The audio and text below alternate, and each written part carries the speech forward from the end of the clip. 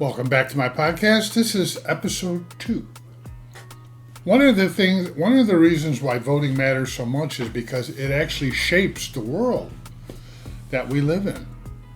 It's not just a civic ritual or who gets in power, either the Republicans or the Democrats or the guys, and I don't think that they're ever going to get in. So, I don't know why they even waste their time, because throughout our history, especially in the last 50 years or so, or when I was back in my 50s, what it can do. We're gonna explore that a little bit, but what I'm gonna start off with is what it's not doing. Because I don't remember when I was young. Because when you're young, you don't care about politics. You only care about and going out with your friends, drinking beer, and finding some girls. But for me, and at that time, I was the same way. But it's not that way now. Now I'm like, what's going to happen? What's going to happen if I don't speak out? If I don't do something? Do I think I could change the world? No, I'm one pebble. But when you get a bunch of pebbles together, you got a handful, and then from there it can grow into more. But people have to be involved. You just do. You gotta get in there. This year here in 2025, according to what I see, in 2020, we saw 158 million voters, and it says that that's the highest in U.S. history at the time, 2020. The turnout was 66.6%. In 2024, approximately 155 million people cast ballots. The total voters that is possibility is 245 million. There's a lot of people not taking advantage of this. Do they have to? And I repeated this, no, they don't.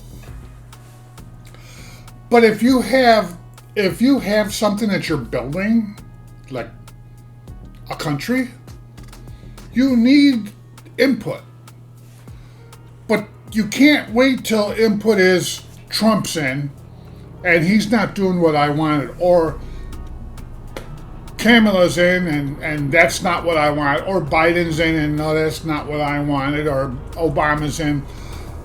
It has to be what the people want. But when you got 66% of the voters voting, 66% is a lot of people voting. It's not 255 million people. In 2024, 155 million people. So that means 100 million people did not vote that was registered to vote. So out of the 55 million people, Trump got 50.1, and the other person got 49.1 or something, or 49.8 or whatever. It doesn't matter. So half the country, I'm just going to say half the people wanted Trump, and the other half pretty close wanted Biden. Or Kamala. The problem with that is, whoever wins with that type of narrow win, other people are going to be mad. God darn it, Trump won. And I voted against him. You're going to have that. But I don't understand why the people can't come together. And they don't.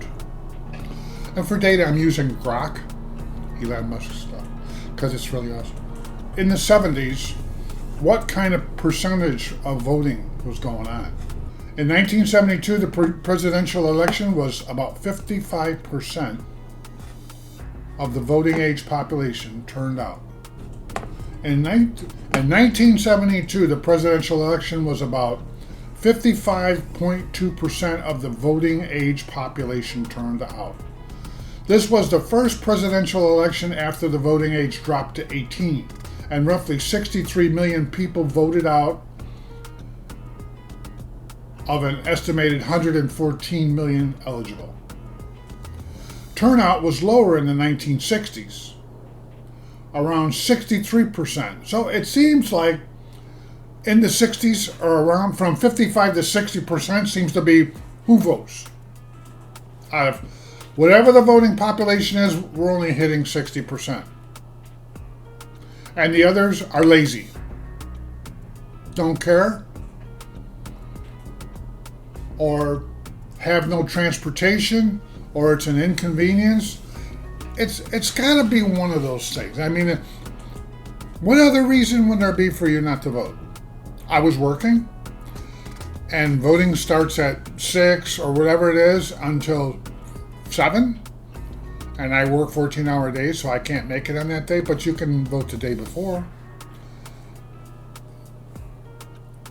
But I worked on those days too. So it's a problem that the government needs to figure out. And I think our president, whoever he is, said it good when he says maybe we should have it a national holiday. Is that a great idea? I think it is. Why? It would bring us out of that 55% and bring us up higher to people that would vote. Because they can. There would be no excuse that you couldn't vote. I couldn't get a babysitter. I had to pick up the kids at 2:30. There's a lot of reasons why people are not voting. I don't know the reason. I only know my reason why I don't vote if I don't vote. Sometimes I'm real frustrated. And I remember when a couple of the elections came up, and everybody, hey, you gonna go vote? Nah, I'm not voting. I didn't care. I wasn't watching the news enough to care. I care about our future. But sometimes, let somebody else decide it. That's the wrong answer to have. We need to stop that. We need to get involved in that. And the government needs to figure out how to do that. And actually, I don't want to just say, I don't want to say the government needs to fix this. Our politicians who are out there trying to get people to vote, I think our body of senators and stuff, they need to figure out how to bring out more people. And I think it can be done. I think that the national holiday would be nice. And I think that it would be better because then you can say, on July 4th, we're not working and it's a voter's day or whatever, November 5th or November 4th or November, whatever it is. November 4th is our holiday, so everybody needs to try and turn out to vote. Maybe an incentive of some sort. I don't know how to do it at this time that I'm talking. All right, here's a status. This came from the U.S. Census Bureau. That's all I got. In 2020, the turnout rates were 51.4% for 18 to 24 years old, 62.6% for 25 to 44, 71% for 45 to 64, and 75% for people 65 and older. And it seems like according to their statistics, 71% is 45 to 64. Well, I'm actually older than that. I'm in the last bracket. I'm 22. So it seems like, the younger voters, and it seems like the highest voting is the old timers. Why? Maybe because we're not working.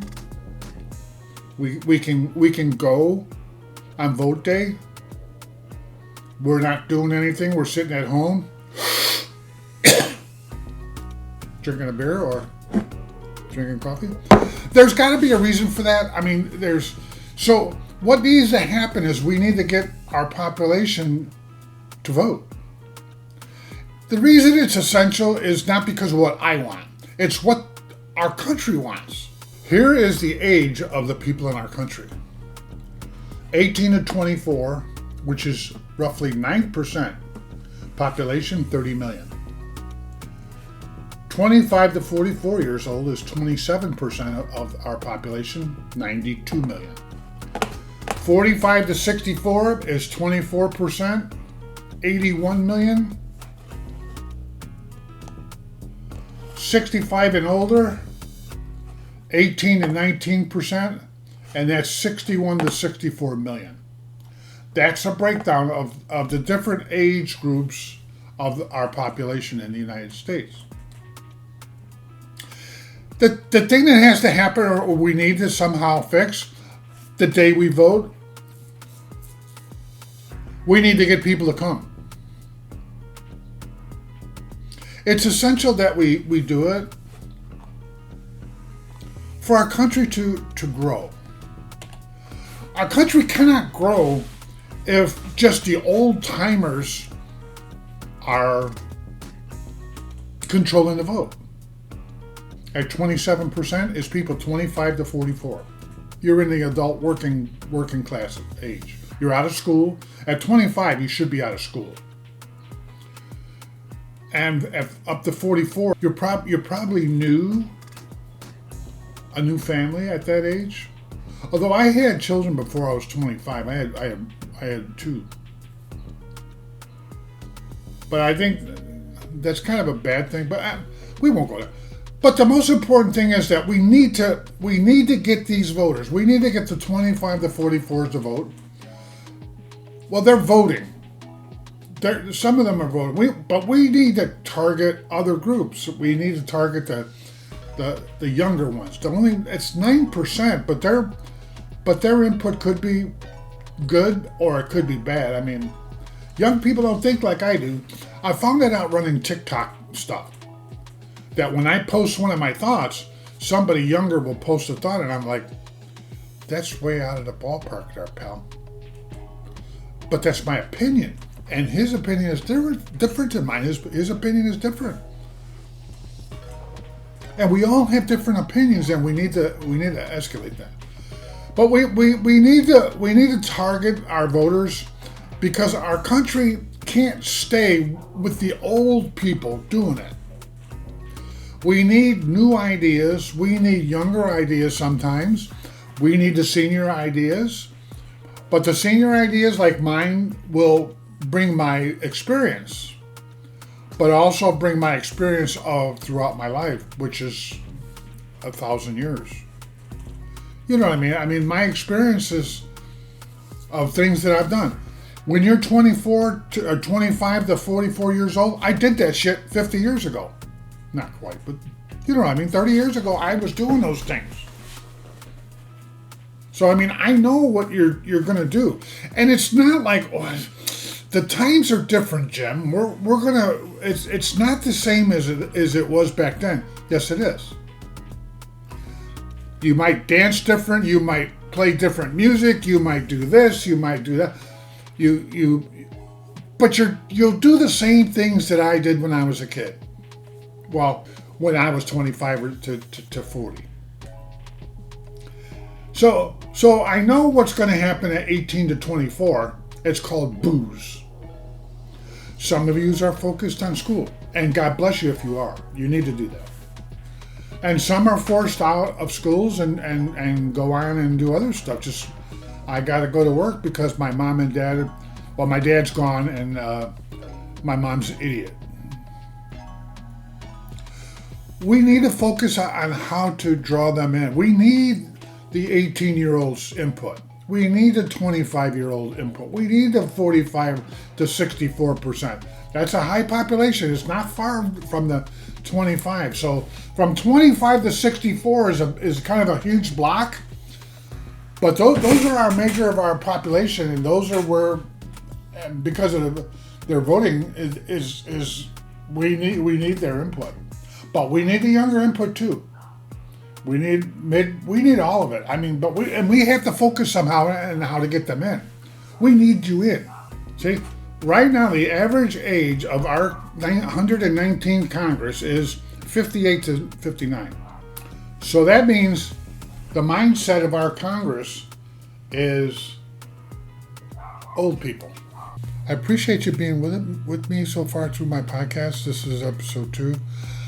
In episode 3, we're going to talk a little bit about what Congress is trying to do. Where are we heading? And how are we going to get there with the resistance that's going on, and what can be done about the resistance? Thanks for being with me. I'll see you on my next podcast. I'm Jim Berman.